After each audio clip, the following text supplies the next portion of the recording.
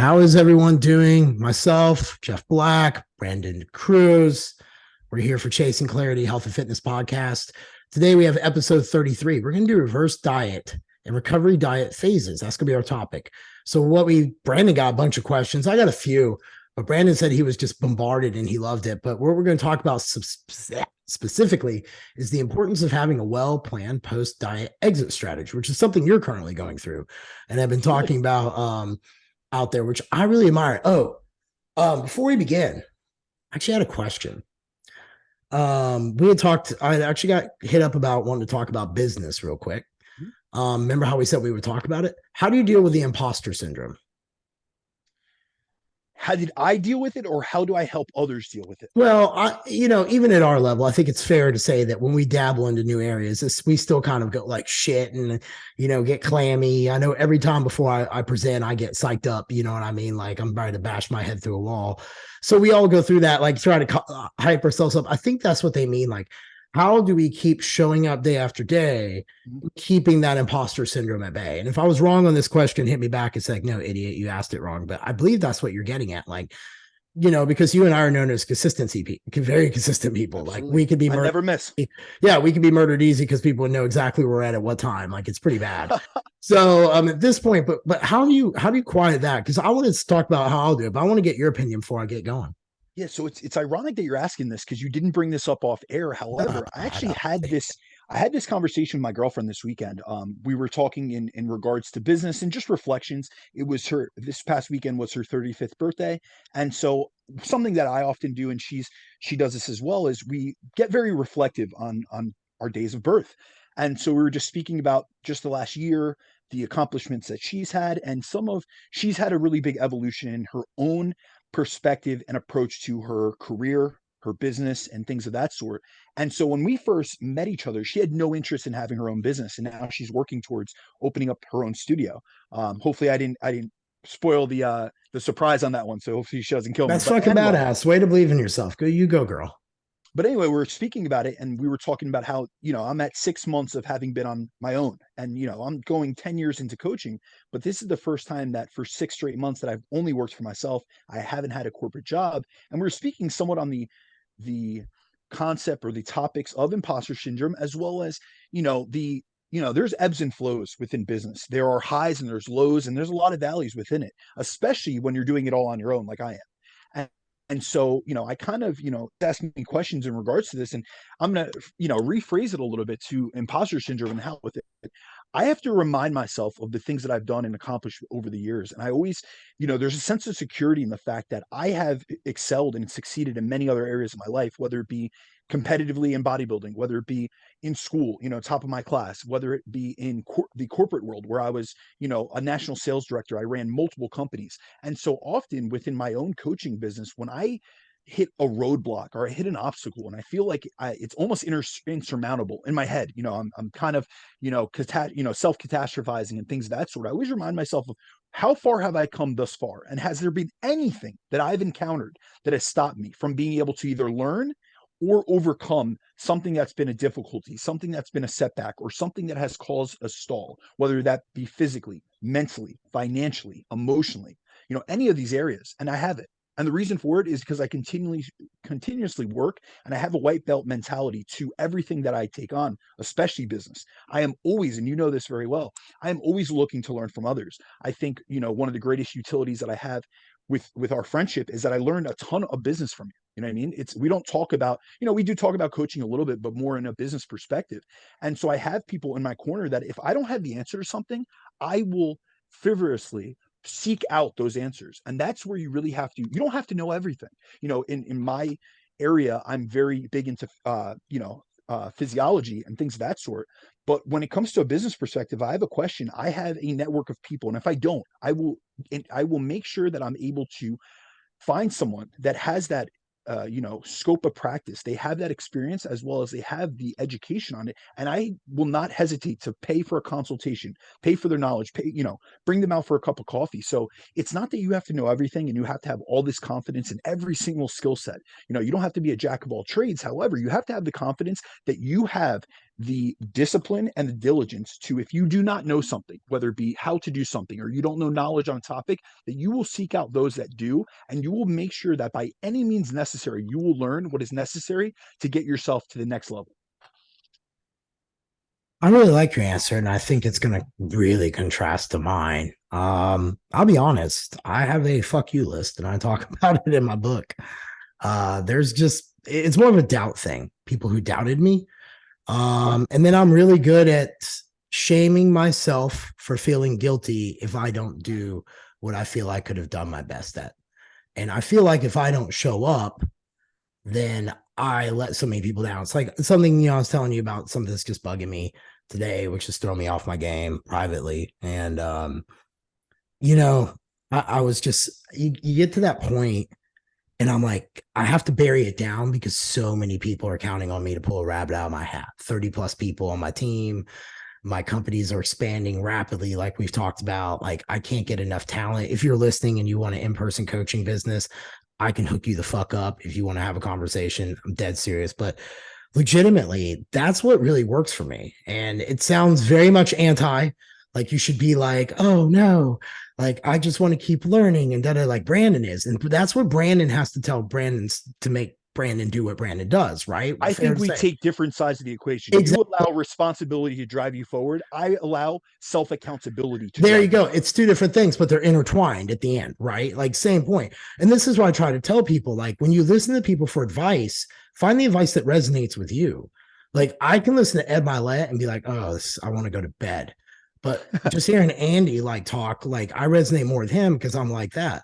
I like to talk to people like my friend group. It's like a group of us that hang out, talk business, and we do it over drinks, and like that's the kind of like thing I like. But to answer that about your imposter syndrome, that's what I do. And I take more of the unpleasant route. I use more of that doubt as fuel. If I don't do these things, all these people will be let down by me because I can't look them in the face and say I gave that my best. And that's what really fuels my desire to overcome the imposter syndrome. I think it's fair to say that no matter what level you get to in business, you're always going to have an imposter syndrome. I know going into the bank meetings that I've gone into this year, I was like, fuck, like having meetings and people like, all right, what do I need to pay attention to? Like, what are they going to hit me with? What are they going to try to embarrass me on? What are they going to try to make me seem like I'm a phony in this room and don't belong? Because what I'm showing them number wise is absolutely mind blowing for gyms. And, if I didn't humble myself to do that, I would never have gotten better and grown like I have this year in business. With the recession probably here coming, whatever you want to say, my team's well prepared because of all those meetings I took.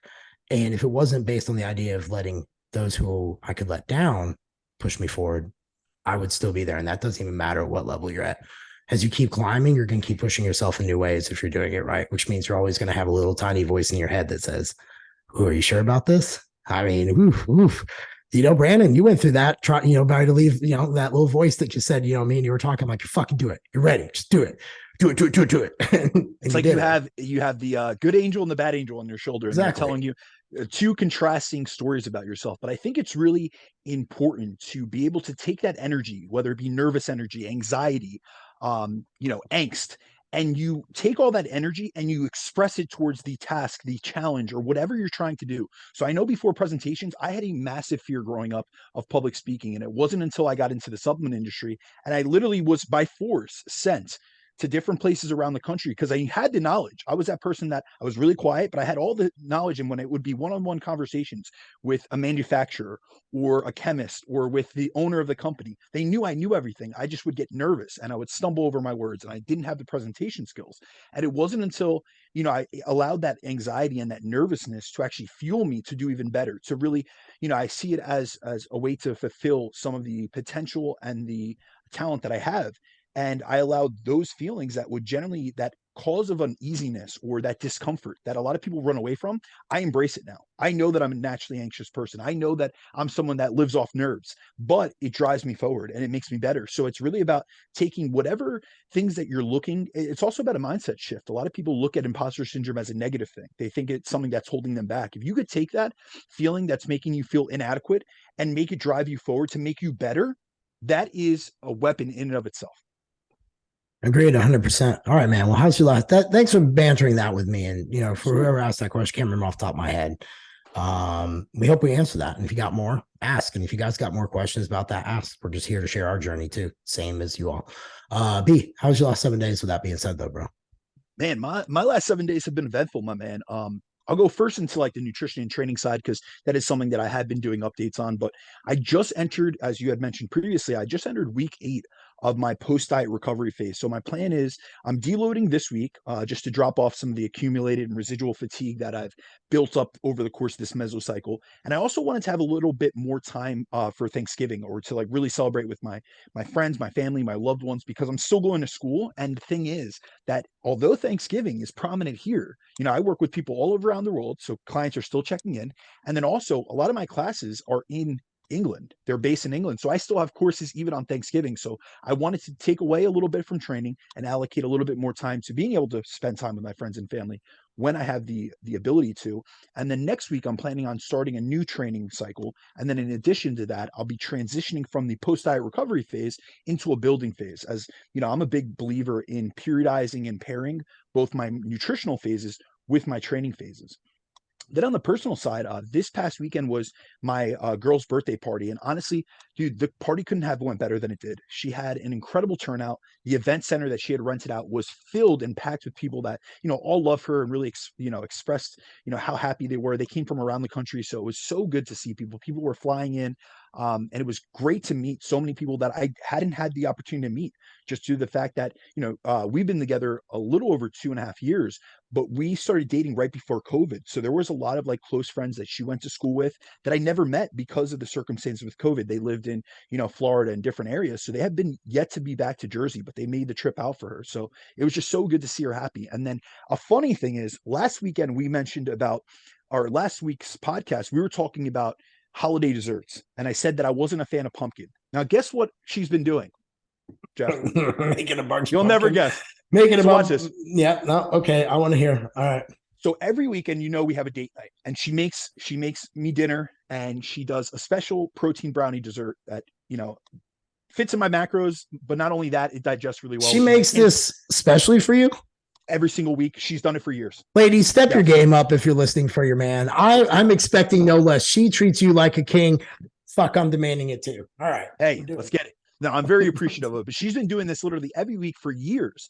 And it's always been the same recipe. It was something that I had sent her early on in our dating relationship because anytime we'd go out to eat or we'd go somewhere, I never eat the desserts because I have a bowel disorder. So I cannot do a lot of oils, refined oils, butter, things like that. I have a real large intolerance to them. And so with that being said, she started making like a specialty recipe that I had sent her that had a lot of like low FODMAP ingredients, and it's like fruits, a specific protein powder, dark cacao powder, stuff like that. And so recently she had added something new in, and it just changed the texture. But she had said a couple weeks ago, I don't want to tell you what it is. I want to see your response without, giving it up. And so this week she informs me that the base of the pumpkin or the brownie is pumpkin. I've been eating pumpkin unknowingly as a dessert for the past 3 weeks. I just made that comment last week, and it was so funny because I had a client today reach out on the podcast or about the podcast, and she said something about Christina's pumpkin pie. And I said, well, you'll never guess. I've been eating pumpkin more than I even realized because I've been having it on a weekly basis. So I guess I'm not as opposed or as, I thought I hated pumpkin, but at this point I've been eating it every week. It tastes good, so I'm a fan, I guess. And then other than that, man, we got Thanksgiving coming up. I want to hear what you're doing, but myself, Christine and I are usually split the holidays between our families. This year, her and my mother are going to cook Thanksgiving dinner together. So we're going to make like a little tradition where she starts taking over some of the holiday, I guess, traditions from my mom. And so, this is going to be the first year that we do that. And so I'm really excited for that process to have it all together to create a new tradition because I grew up in a little bit of a different household. Jeff, you and I have privately spoken, but holidays weren't always the best thing. It was generally just me and my mom. It was a very intimate process or intimate gathering. And so that's something we've always done together, but it wasn't ever a big family gathering. And like Christina's family gatherings are like 30 people because it's her sisters, nieces, nephews, all this stuff. So we're meeting in the middle essentially with our process, but we'll have Thanksgiving together, and then we're going to put up the tree. The tree just got, we just got it delivered. So we're looking forward to that. But other than that, man, looking forward to a great week, and I want to hear about your week as well as what you're doing for Thanksgiving.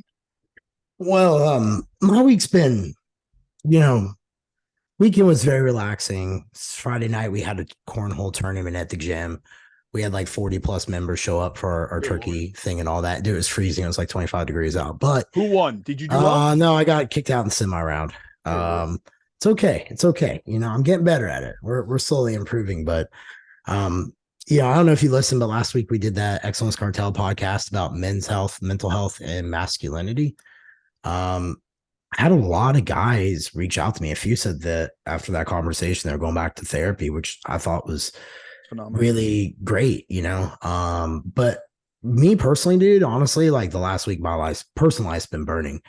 Um, so long story short, my oldest son's mom dragged me back to child support court after I gave him $10,000 for his car in July, and the state of Arkansas ruled that that was not necessary, and they denied the claim to enhance my child support, which I've never missed a payment over the 16 plus years. But so the very next day is when I bought that Supra, and my oldest son knows I did it. Well, she kind of used it as a wedge between him and I, and just can't really get a reply if he's coming up for Thanksgiving or not. And I have to deal with his little brother who wants to celebrate his birthday with him so bad because Keegan turns 12 on the 5th. So it's just kind of dealing with, that personal letdown while helping a lot of people lift up. That's very hard at times, that as leader. Absolutely. But it's one of those things like I can't fathom it, man. Like, you know, it's really a shitty thing because there's a lot of good dudes out there, and I've been hearing this conversation a lot. Like, no wonder, and I can say this, being a single man out there in the world and just have gone on dates last 2 years, talked to women. There's a reason that men are treating women the way they are. Like there is, and it just comes down to if you already know you're going to be viewed as shit by the majority of them, and you're already going to suck at life and all these things. Why put forth effort? And that's why you're seeing like a hookup culture kind of developing with the younger guys. Like these girls would be on dates. Like one girl was telling me she went on a date with a guy and didn't put out, and then he Venmoed her for half the meal. Dear Lord. And this is early 20s, dog. Like, and I've determined something, man. Like being out there, there's a lot of women who will just talk very poor about these guys. I'm like, what would they do to you? Like, she don't know. Well, that was my case. And I admit that. My home life was unbearable. I was 25 when I was married. I was way too young to get married. I told my oldest son this. I, as a man, can say I learned drastically and dramatically from that lesson. Like that was a great lesson I learned by just ripping that apart. But here we are 16 years later, and it's just still this like festering anger. And I'm just Still like, resentment. yeah. And, it's just a bummer because it involves my youngest kid. If it was just me personally, I could easily dismiss it in my head.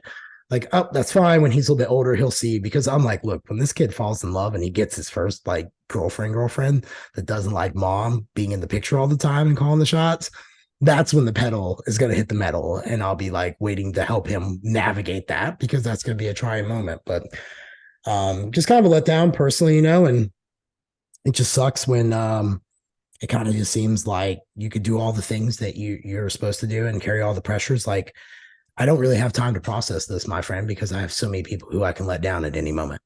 And I have to shove that shit way the fuck down there and just bury it for a moment and just get back on to work until I can like process it during the Cowboys game Thursday while I'm drinking bourbon. You know what I Exactly. mean? But there is, I did want to interrupt you. So the No, go audience for it. can't see this. I'm putting my hand up, but there is a necessity for you to cope with this in your own state, whether it be with your Right. counselor, it be, speaking with someone, speaking to me. It doesn't matter what, um, form that you do to cope with it. But just like you've been encouraging other guys, 84 men kill themselves every single Oh day. yeah. 75% of suicides are men. And we just had, I'm sure you saw Jason David Frank, who Yeah. was The like Green an Power idol of Ranger, man. mine, the White Power Ranger, but also, I don't know if we've ever spoken about this. I think we have with my eating disorder, with my first episode, where I was in martial arts, and that's what I did competitively. Well, I learned from one of Jason's best friends.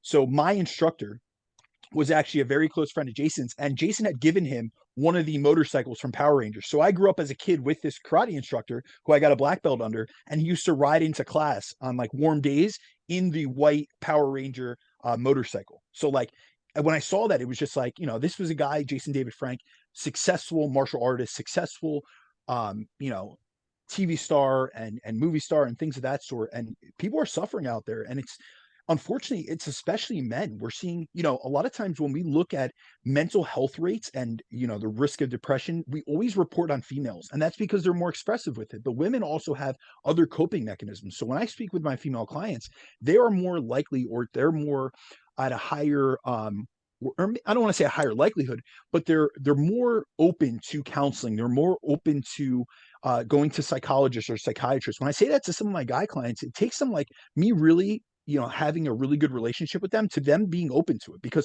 they're automatically in denial, and we have to realize we all deal with things. We all have some things that, whether it be childhood trauma or it be issues with stress or with anxiety or with depression or whatever it may be. We all have issues and we can't always work through them ourselves. And I think that's a lot of things with the male culture, is that we are expected to be so masculine and to have bravado and not show any emotions, that it's almost like when we feel something, it's dismissed. So the same thing with women, seeing all these guys in this one manner, maybe this guy's dealing with some trauma that he dealt with in his last relationships as well, just like you did. And a lot of times people are unable to see things from other people's perspectives, and to really realize that some people are suffering with things they'll never speak about and you'll never know about. So I always try to say, I talk to my girl about this often, like anytime that someone has a reaction to me that I think is unfavorable or something that may upset me, I always try to see things from their perspective. Like, why did they react like that? Or maybe that was a trigger for them and I didn't even realize it. It wasn't something I did purposely. So in my mind, initially, I almost want to become defensive because I'm saying, why are they coming at me like that? Or why are they dismissing something that I'm trying to express to them? But I also always try to, take and put take their shoe on and walk a mile in their shoes, and see things from, maybe they're dealing with something that I'm very much unaware of, and I'm going to treat them to the best of my ability and the same way that I would want to be treated. Yeah, I think what it just comes down to, man, is I ate a lot of shit sandwiches for a lot of years. And if I had known that this would have been the outcome, I would have pushed back a long time ago. Repercussions be damned, because I silenced my own voice over, like, here's what I guess my summary is this: as a man, maybe you can relate to this.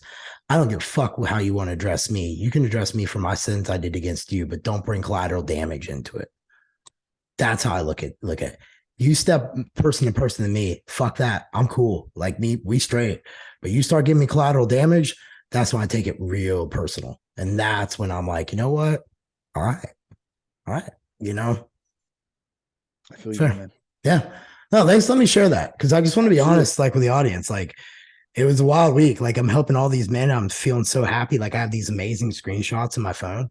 And then, like, why that's going on, it's just like cut, cut, cut, cut. And I was just like, oh shit.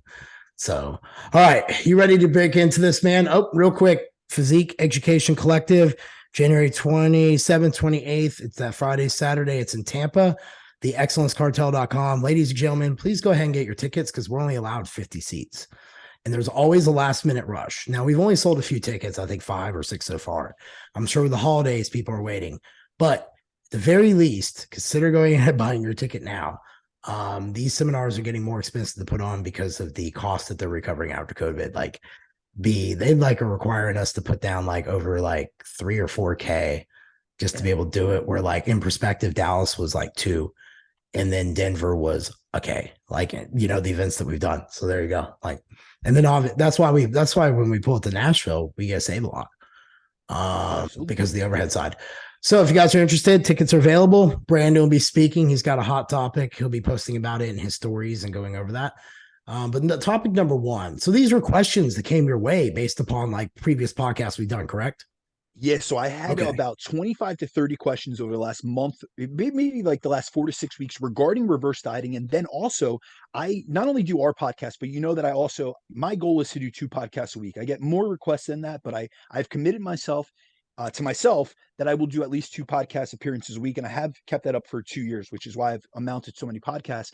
And throughout the course of just random Q&As that I've done with other people like Jeff Hone, Jeremiah Bayer, just different individuals that I've done podcasts with who have weekly podcasts, we've gotten a lot of questions regarding reverse and recovery diets. And so it's been a hot topic as of recently. It's also something we touched on last week in terms of going back to maintenance. So I really wanted to cover this more in depth. And this might, based on the questions and the responses we get from the audience, this might be a series that we need to do, multiple episodes on. But we're going to cover a pretty in-depth analysis of recovery and reverse diets today.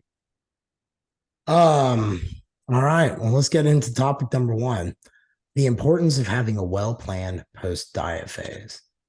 All right. I So think that the that's something that anyone who does a hard diet learns that hard lesson the first time, like we both probably could say.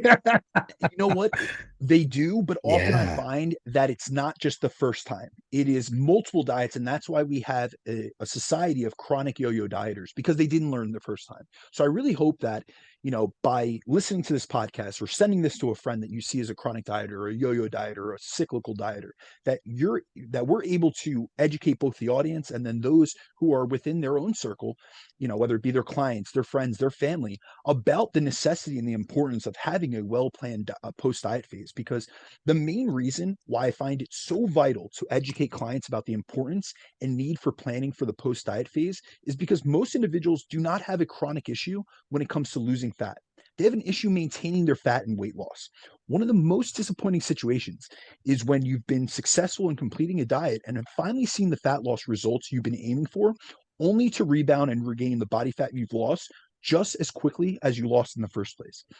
And this is a scenario the majority of dieters find themselves in, which is why so many either have given up on the process entirely, like they've just, due to frustration, they've just stopped deciding to try to actively lose weight, or they get into this vicious cycle of yo-yo dieting where they end up spending years trying to lose these same 15 or 20 pounds that they've lost and regained diet after diet and year after year. And we see in the literature that although 6 out of 7 people who go on a cut will lose a significant amount of fat, up to 95% of them will regain what they lost, and up to one third to two-thirds of those individuals will regain even more than they lost. So they're basically in a higher and worse place body fat wise after finishing a cut than they were before it. And this is just like an example of how susceptible people are because they're not planning things in advance. And these patterns of fat loss and fat regain not only have negative implications to our body composition and metabolic health, but I'd argue that they also have a detrimental effect to a person's mental health and psychological state, their body image and their self confidence, and their level of self belief and self efficacy, especially when it comes to their ability to improve their body and their health. So it's important to realize that if we don't maintain the same types of habits and behaviors that allowed us to lose fat during a cut, we will not maintain a lean body composition long term. And what many people make the mistake of doing is that they end a fat loss phase and see that as the final destination. And I really try to get clients to realize that your fat loss phase, it's like a checkpoint in your journey. um, it's not the end, it is not the finish line. And the reason I do that and reason I really try to make that evident to them is when they take it as the fat loss phase is like the final destination, it's the end point of their journey. They see it as something where they'll quickly revert back to their old habits and behaviors around nutrition and their previous lifestyle. And the issue with this type of approach, where a diet is treated as an on and off switch, which you turn off once you've reached your goal, is if the lifestyle and habits you had prior to your fat loss phase had you at a higher body fat, or at a body composition level that you were not happy with and you didn't like, what do you think is going to happen when you go back to those same behaviors post diet? You're going to go right back to the physique and body fat you had previously, and potentially even more, due to the fact that your total daily energy expenditure becomes suppressed as the deficit induced metabolic adaptations that come with weight loss. So, this is why it's so important to have a plan for once the cut ends and to focus on the diet after the diet, aka the post diet period, which can either be a reverse or a recovery diet. And having a post diet phase in mind after you finish your fat loss phase will allow you to incrementally increase your calorie intake and undo and reverse the metabolic adaptations you sustained during the diet, while also helping you to remain lean and maintain most of your hard-earned results rather than having no plan in place and just ballooning up immediately after your diet, as so many have experienced through their many attempts at getting lean. Which leads me to a question I actually have for you on this. Knowing that everyone who's ever done a diet has had that failed reverse, that failed post diet, that failed whatever phrase you want to say, why do you think then everybody goes for the quick fix again rather than like trying to figure out the cycle? Like, do you think it's just catchy marketing? Do you think it's people's lack of education? Is it a lack of what we do as educators in conveying how really important this is? Like, you could diet for 8 weeks, but if you don't set those 8 weeks up on the back end, it's all for naught. Like, or people expectations may be wrong. Just curious.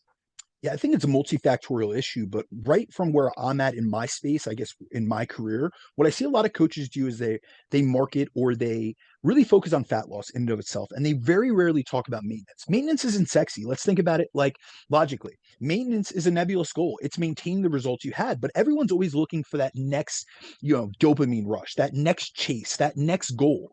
Well, here's the thing. A lot of people keep chasing the same goal because they keep going back to the same habits and behaviors they had previously and losing and undoing the results that they got in the first place. So it's almost like they think that the only solution to get back the results that they had previously is to go back right to what they were doing. So, for instance, if someone lost 20 pounds in a dieting phase, and then they regain 20 pounds, they think in their mind, oh, I just need to go back to the diet and redo that again.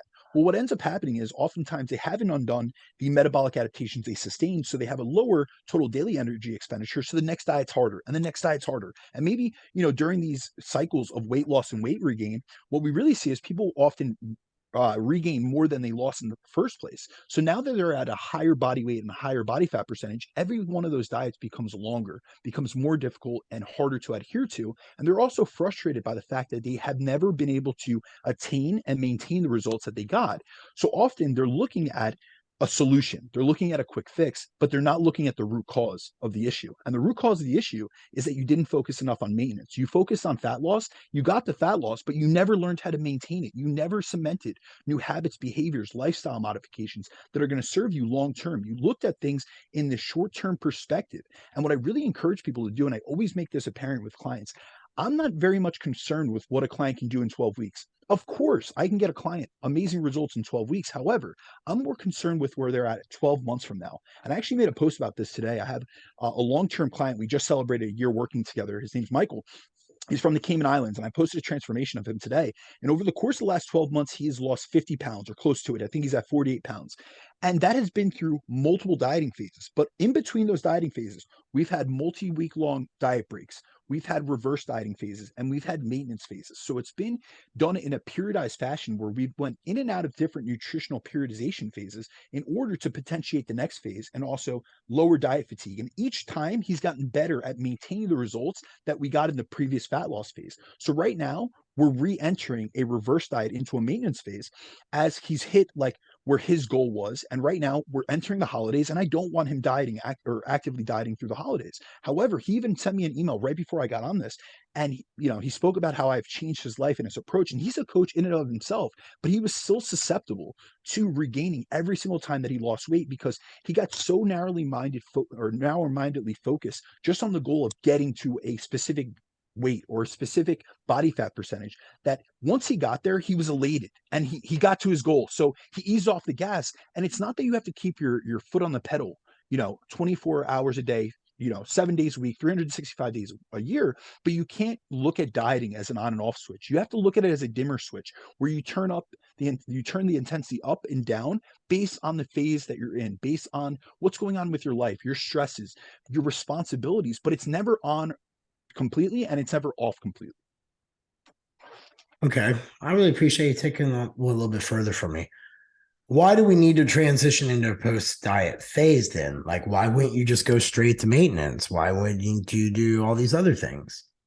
Well, we will discuss. I do believe in going back to maintenance calories Okay. in terms of getting back into energy balance. But really, what I'm trying to get across to people is we don't go from being in a dieting phase to then eating whatever we want. And that's really what people do. That's if the issue was that people only went back to maintenance calories after a dieting phase, think about what maintenance is, Jeff. That's you're being in energy balance, you would maintain your weight. However, that's not what we see. We see people regaining all of the weight that they lost. So they're obviously in a surplus because we can't gain tissue without being in a surplus.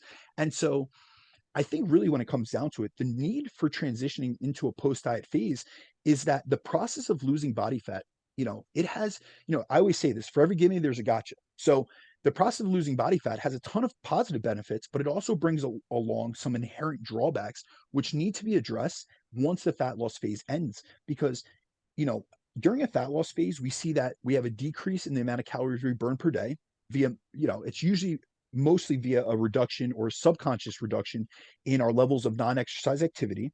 We have a lower resting metabolic rate. We have a decrease in energy levels, which can impact literally everything in our lives, from our day-to-day activities to our performance in the gym to even our quality of life. We have an increase in hunger, cravings, and food focus. We see a decrease in anabolic hormones like testosterone, estrogen, IGF-1, which can impact our libido, our sex drive, and our ability to build and maintain muscle tissue. And then concurrently, we also have an increase in catabolic stress hormones like cortisol and a decrease in like anti-catabolic hormones like insulin. Then we also see that there's a decrease in our thyroid hormone production, which is crucial for the maintenance of our metabolic rate and our energy expenditure. And then we also have a decrease in our recovery capacity. And then beyond just like these objective metrics, we also see a large potential impact on our biofeedback markers. So many will experience higher levels of mental and physical fatigue. They'll have poor sleep quality as well as more sleep disturbances. They might experience GI issues like constipation or slow motility.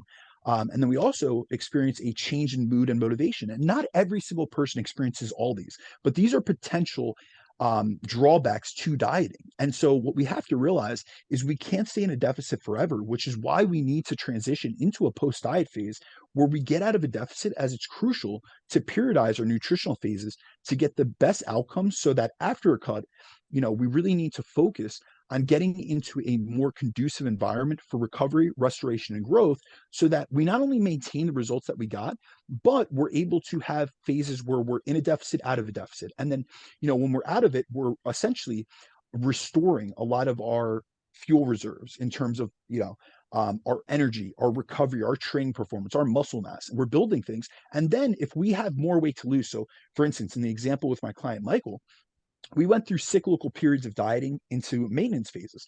And so we would get, say a chunk of 15 or 20 pounds down, then we'd go into a maintenance phase and hold that. And he'd stay within 3 to 5 pounds of his lowest weight. And then we'd go back into a dieting phase, maybe 12 to 16 weeks later. And it was periodized because I didn't find it sustainable. Although his goal was 50 pounds off the bat, I didn't think one dieting phase we'd get there and he'd be able to maintain that.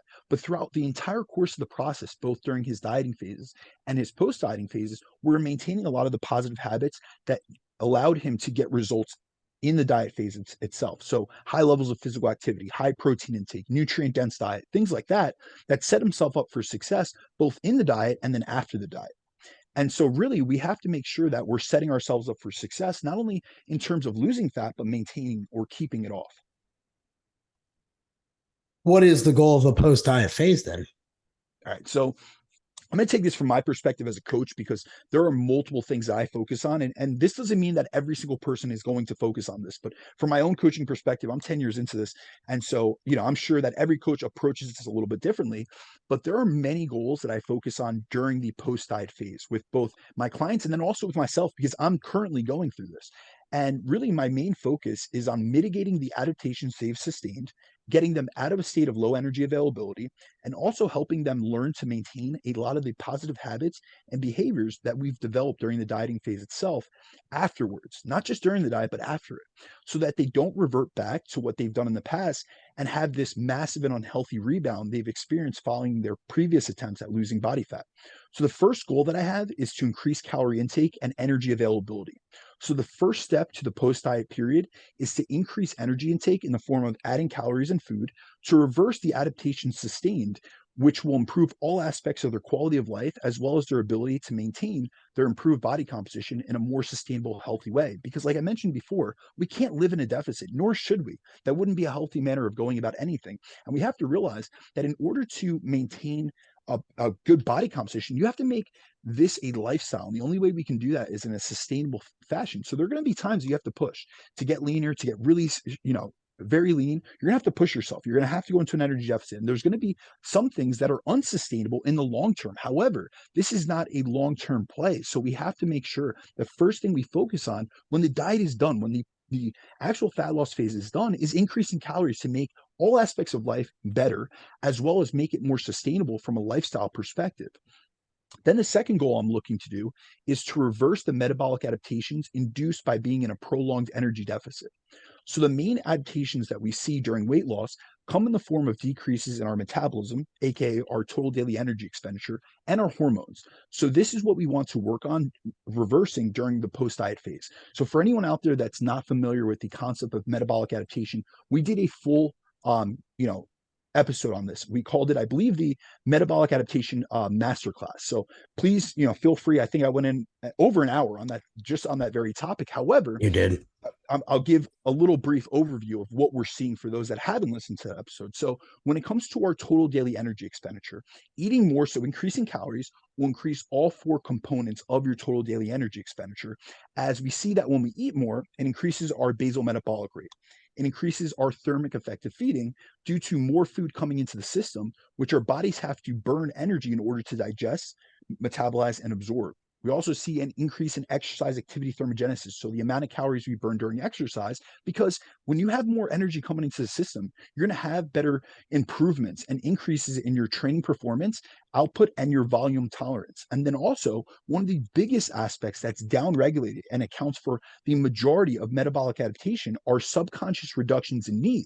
So by increasing calories, now we're going to upregulate the process of metabolic adaptation in the inverse way. So now we're going to see increases in, subconscious NEAT levels. So you'll be more fidgety. You'll be more likely to move around. You'll have more energy for walks and things of that sort. And then a properly executed post-diet phase will help with the restoration of hormones. So this can be seen through increases in anabolic hormones like testosterone, estradiol, IGF-1, and insulin, and then also increases in thyroid production and thyroid conversion, especially if, you know, some of the increases in calories you make are from carbohydrates, and if you increase the micronutrient availability of your diet.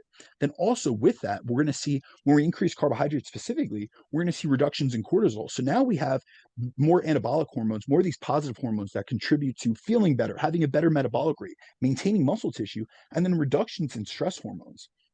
Also, from like a hunger hormone perspective, one of the goals of this post diet phase should be to get our hunger hormones back to a normal baseline, because being in a deficit skews our hunger and satiety signals and hormones. So during the post diet phase, we want to balance hunger and satiety hormones. We want to see increases in leptin, which regulates our appetite, our energy intake, and our energy expenditure. And we also want to make sure that we're seeing decreases in ghrelin, which is the main hunger hormone, which is increased during a diet, which is responsible for why we experience, these heightened levels of hunger during periods of weight loss. Another aspect that I'm very keen on with my clients during this phase is I want to see improvement in their biofeedback markers. So I'm generally looking for positive improvements in my clients' energy levels, their sleep quality, and their sleep quantity, which usually falls by the wayside during a dieting phase. Anyone that's been super lean knows that. Like, it's hard to get to sleep and it's hard to stay asleep, especially when you're super hungry. I want to see that their perceived stress levels are lowered, and they also have better stress management skills, because what a lot of people don't realize is dieting is a stress. It's a physical stress, but it also can be a mental stress. So it could be, the energy restriction aspect is lowering energy levels, but also the mental restriction aspect of being in a diet. Then I want to see, improvements in their digestion, their bowel regularity, all happening during this dieting phase. Then the third goal would be to improve training performance and recovery. So training intensity is something that we often, see drop during a cut due to the lack of energy, but resistance training is our number one stimulus for gaining new muscle tissue or regaining any lost tissue. So we need to make sure that during this post-diet phase that we're getting back to productive and progressive training, but at the same time, we have to make sure that we're recovering adequately. So this isn't like, don't double your volume getting out of a cut. Just make sure that you're getting back to progressing the logbook, going in and executing a session to the best of your ability, really focusing on quality over quantity. And then another goal of this post-diet phase is to be able to maintain a lower level of body fat and better body composition than we started the diet with. Because a lot of times that's why someone went into a dieting phase to begin with. They went into a cut because they wanted to get leaner and they also wanted to maintain that. So part of this post-diet phase is to make sure that you're not rebounding and regaining as you have in the past. And that's why we have a plan in place. And then the last objective that I have with clients is I want to lower diet fatigue and improve their psychology and get them out of this mindset of restriction, because I notice that a lot of individuals that have a long dieting history, it's not only that they've done, I don't want to say damage, but they've had some less than favorable experiences from a metabolic standpoint in terms of what they've done in terms of weight loss and weight regain, chronic dieting cycles, but also their mindset is impaired or hindered due to their negative experiences in the past. So I really like having this post-diet phase where I bring someone through their first successful, not only fat loss phase, but their first successful post-diet phase, where they finally get some self-efficacy. They get, this feeling of fulfillment and satisfaction, as well as accomplishment, that they were able to finally, after years of yo-yo dieting, or years of dieting. I have women that come to me that have been dieting since they were a teen and now they're in their 40s. And for the first time in their life, they're able to actually maintain a lean body composition that they enjoy and that they like, but they also have a much better relationship with food. And we don't improve our relationship with food during a dieting phase. When you are cutting calories and cutting out food, you're not going to improve your relationship with food, especially if it's been skewed from tons of diets in the past. However, as we increase food, we get back to maintenance calories and we get back to a mindset of abundance rather than a mindset of restriction and elimination. This is a great period to work on your diet psychology. What are the similarities then between a reverse diet and a recovery diet? Like, you've dropped a lot of information. I think it's important now to like tie how people might get confused by those, because I think Absolutely. it would be very easy to get confused by this, because And our honestly, industry is all about what I mean. Fuck, you're broken to can't be fixed to you can be fixed by just breathing air. I mean, like it's all over no, the place, right? no. I'm glad you asked this because Yeah. this is extremely important to differentiate. Because when we look at the post diet phase, there are two approaches that we can take, and that would be either a reverse diet or a recovery diet. And they share a lot of similarities, and they also have a lot of differences. So we'll go through both and we'll compare and contrast them essentially. And so when we look at both phases, they're similar in the fact that they're both post diet phases aiming at facilitating recovery and mitigating the metabolic adaptations that are induced from being in an energy deficit and losing body fat and body weight. So they share a lot of similar benefits. Both are an approach where we're increasing calories after finishing a cut, which allow for greater food flexibility and freedom, which can improve our clients' ability to adhere and also make their nutrition more sustainable long term. It's really important that we focus on that long term because, like I said, most people, it's not fat loss that they're struggling with. It is maintaining that fat loss. So it's that cycle of going from weight loss to weight gain, weight loss to weight gain that they really are struggling with. It's not weight loss in and of itself. Then both approaches allow us to take a client who may have been lacking in certain micronutrients while being in a deficit and ensure that they increase their micronutrient intake and reverse any micronutrient deficiencies they may have been experiencing during the diet, which is one thing I really focus on heavily when I have clients that come to me with a history of chronic dieting. And that who are also presenting with hormonal issues on our initial consultation. Because what I often notice is that they weren't only in an energy deficit, but they were also in a nutrient deficit. So the way that they were dieting, maybe they were using a flexible diet or they were doing if it fits your macros, but they really weren't focusing on food quality, which is something that you and I have really, honed in on during our time doing this podcast. And that's because there are so many people that are causing themselves more negative adaptations than they need to. We already know that there's a bunch of adaptations that come with dieting, but not getting in sufficient nutrient density and quality nutrients is only compounding the side effects and the negative implications of dieting. And then both approaches are going to include calorie increases, which are going to provide more energy to fuel productive training sessions and better recovery from those training sessions. And this can directly improve our training performance and increase our energy expenditure during exercise, as now we can push harder, we can handle more volume, we can train more intensely, and we're also recovering better than we did during the diet.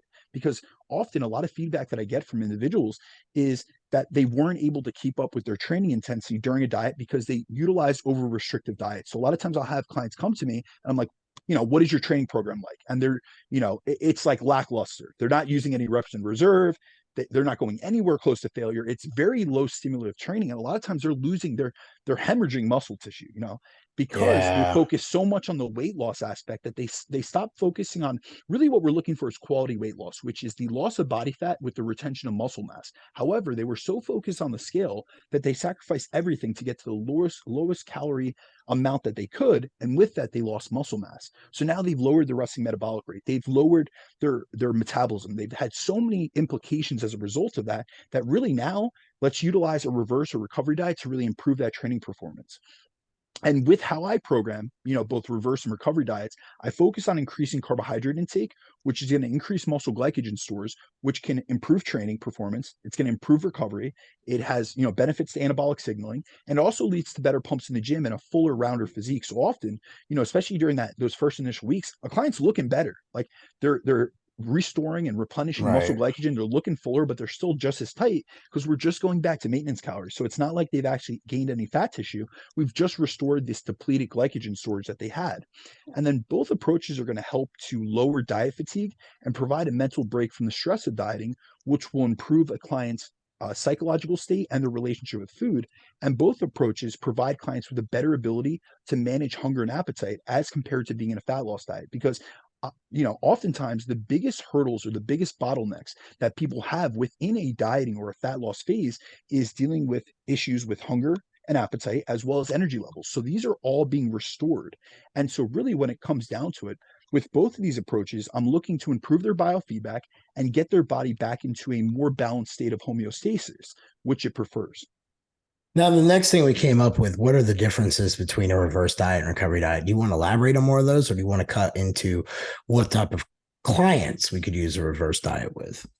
No, let's go through the differences because I just Okay. spoke on the similarities, but there are differences. And this is really where it's going to come down to allowing the audience to realize, yes, there are both post diet phases, but they have different intentions. And they're not massive differences, but it is important to differentiate. So when we look at it, the main difference that distinguishes a reverse diet and a recovery diet approach is the rate and the amount of calories or the rate at which calories are increased. And that's going to depend on the specific client we're working with, how lean and low in body fat they got, and what that individual's goals are after they have ended their cutting phase. And so with a reverse diet, this is a more conservative, gradual approach to increasing our energy expenditure where calorie increases are made in a slower manner. So when I use a reverse diet with my own clients, I make a fairly, substantial increase in calories upon finishing the fat loss phase itself. And when we're starting the reverse, and that is done to get a client back to their predicted new level of maintenance. And then from there, I'll make further increases in calorie intake in a more gradual manner. And it's going to be based on biofeedback metrics like their energy levels, their training and recovery, their body weight, their level of insulin sensitivity, and other metrics. Now, on the other hand, recovery dieting is a more aggressive approach to the post contest phase where calorie increases are made in a much quicker manner, especially at the start of a recovery diet.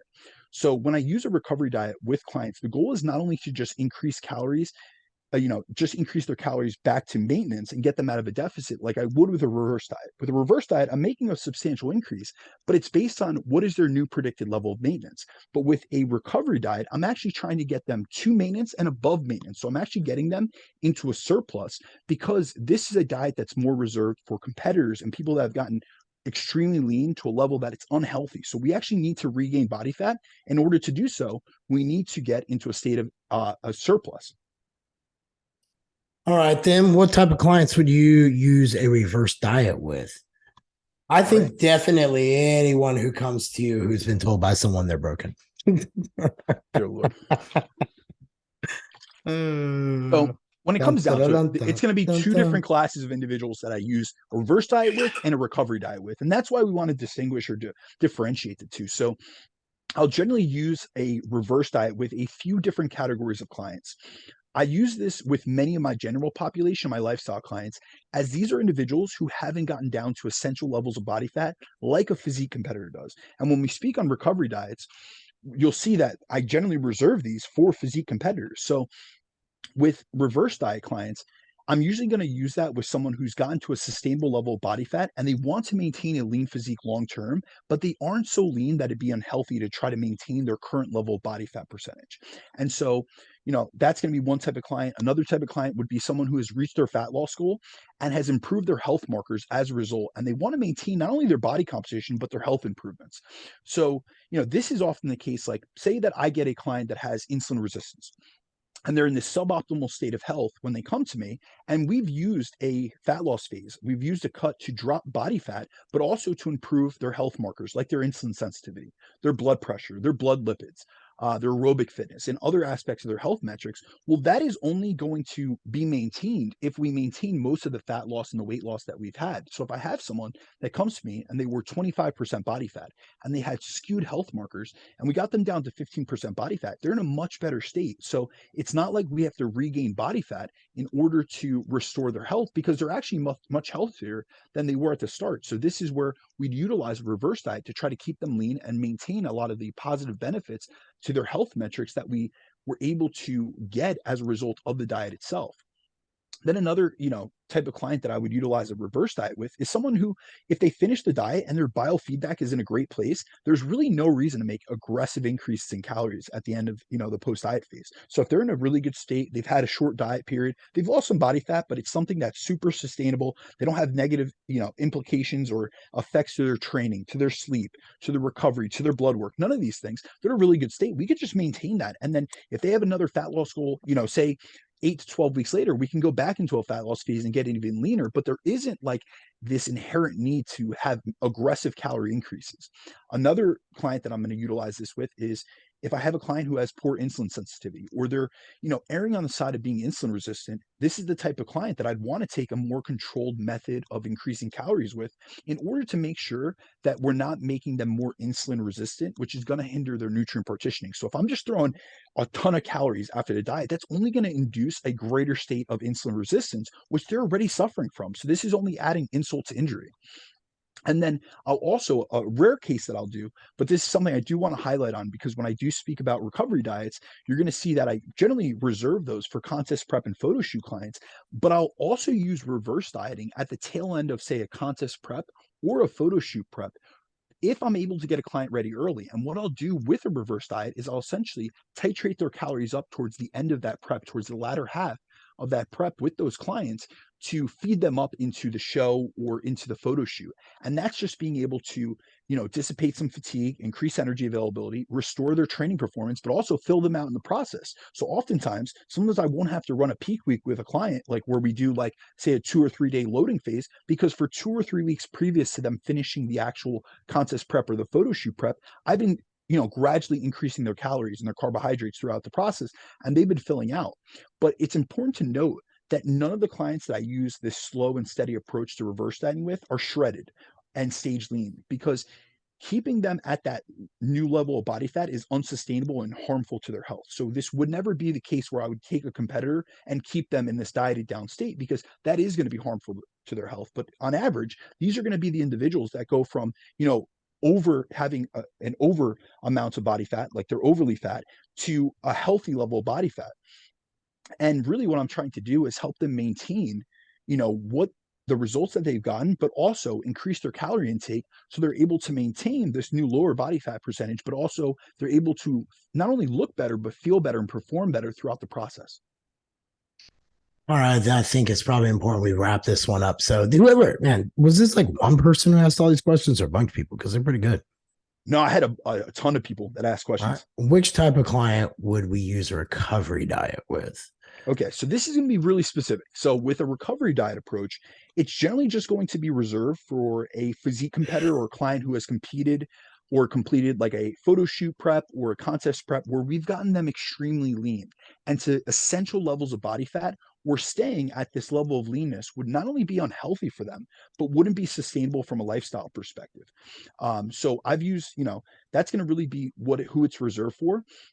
Then other times I have had some individuals, and I'm not sure if you have as well, but I have some individuals that they finish a dieting phase, they've gotten fairly lean, but they're not, they're not concerned about staying lean, nor are they overly concerned about fat gain. So this is like a hard gainer. Like they know that they're able to increase calories quickly and they never gain fat, and they have trouble gaining weight and they really want to focus on building muscle. This is someone I might use a recovery diet where I increase their calories a little bit more aggressively because their goal is strictly on muscle gain and they generally aren't predisposed to fat gain. So we increase their calories a little bit more aggressively than we would with a client that is more predisposed to fat gain. And then another area that I have reserved this for is where I've had a new client come to me who has just went through like an extreme crash diet and their biofeedback and their blood work are in such a negative state that it's clear that they not only need an increase in energy availability through calories, but they need to regain weight. So I have had this with a couple individuals that have had some disordered eating in the past, or I've went through massive weight loss where it's really necessary that they regain fat to restore health. So really when we look at it, the biggest difference with recovery dieting and reverse dieting is that the goal of a recovery diet is not to keep a client in show condition or to have them remain in the shredded state, which is why recovery diet is more appropriate for competitors who have gotten extremely lean than it is for individuals who have just gotten lifestyle lean. And so although making smaller increases in calorie intake can keep a client lean after the diet, that shouldn't be the approach for someone who has gotten to essential levels of body fat, as this is an unhealthy state to be in. So both Jeff and I can attest to this. It's never like we would walk up our calories, very slowly and steadily after a contest prep, because we wouldn't want to stay in that state for an extended period of time. We do that for a very specific goal, which is to get into stage condition and present a package Mhm. on that day. And then after that, we're looking to get out of the deficit and back to a state of better health and better energy availability. So really, when it comes down to someone that's gotten really lean, like if you guys push it and you get into close to stage condition, or if you're a competitor, you should be really looking to get out of a state of low energy availability. And that not only includes being in deficit, but also having essential levels of body fat. So really, when it comes down to it, it's important to realize the lower in body fat you get, especially at essential levels, the more you'll need to regain body fat to feel better. So as a competitive or as a competitor, you will need to regain some fat back to truly recover from a physiological perspective. So for example, if I have a client that gets down to 4 or 5% body fat, we may need to get them, to 8 to 10% body fat to just feel normal. Whereas if someone got down to just 15% body fat, and we're speaking about males, they might not need to gain any body fat to feel better. They're back into a healthy state. So this is why we need to select and use different post-diet approaches based on the individual client we're working with, as there's a massive difference between someone who gets lifestyle lean and then someone that gets like striated glutes shredded lean. These are two different ends of the spectrum. But regardless of whether you take a reverse diet or recovery diet approach, the goal is to facilitate recovery from the diet and have a plan after your diet, because that's where most people fail. They fail to plan, and then it's essentially planning to fail. And so really, when it comes down to it, regardless of what approach is better suited for you as an individual, you need to have a plan in place and realize that dieting is not that end destination. This is about, if you want to maintain the results that you sustained or you achieved, you need to do things in a way that's going to be sustainable long term, and you need to have a plan in place, just like you would for a diet. Just like you paid a coach for 12 weeks to go through a fat loss phase, this is really the time to invest in yourself and into a coach, because if you are someone that has had cyclical patterns of weight loss and weight regain, you probably need a coach more so for the post diet phase than you even did for the dieting phase. So this is something that I'm very keen on speaking with my clients about. I often address this way early in the diet. Sometimes at the first week of the diet, I'm like, listen, if you're going to get very lean, we are going to do a post diet phase. This is going to be this is going to be a requirement of working together, because if not, I'm not going to take you on as a client and put you into a fat loss phase, because 95% of people that go on a diet, they regain the weight that they lost. So I don't want to put anyone, let alone my own clients, in a situation where they end up doing that. And I'm sure, Jeff, you've been in a similar position where someone has hired you to do a prep, or they've hired you to do a fat loss phase. And then all of a sudden you don't hear from them the last week. You could reach out, they just don't get back to you. But then 3 to 6 months later, they contact you again for a diet again because they've ballooned back up. And it's like, listen, we could have just mitigated this and avoided this entire situation had you just stayed on board, or had you just, paid a little bit more attention to the fact that I educated you on the fact that we needed to do a post diet phase, but you kind of just, dug your head in the sand and just went back to your old lifestyle, and thus went back to your old physique. Dude. I don't think people understand like how much is really involved in dieting. And I'm glad that we were able to have that conversation. So whoever, all these people asked some really great questions, because you always get the whole, well, on diet. And I'm like, okay, well, could you like commit to 16 weeks or so? Like, are you going to mess up? And it's like, well, I don't know if I could go that long. I'm like, okay, well, it might be a little bit bumpier than what you're thinking and all these other things. So really good job putting all that together today, man. I appreciate it. Absolutely, my man. Dude, Anyone in the audience, if you guys have any additional questions, I'm sure we'll probably have to do a part two to this, because I did receive between like 25 and 30 questions. I have addressed some of them on other podcasts that I have done over the last few weeks, but this is a really hot topic, especially due to the fact that this is the time of year where a lot of people are transitioning out of diets, and people aren't going to be in fat loss phases currently because of the holiday period. However, this is a perfect time to get back to maintenance. And one of the best ways to do that is by getting out of a reverse diet, instead of just going back to eating, or getting out of a deficit or a fat loss phase, and instead of just eating whatever you want and then regaining over the holidays, like most people are predisposed to doing. So we have, there's a double compounded issue right now.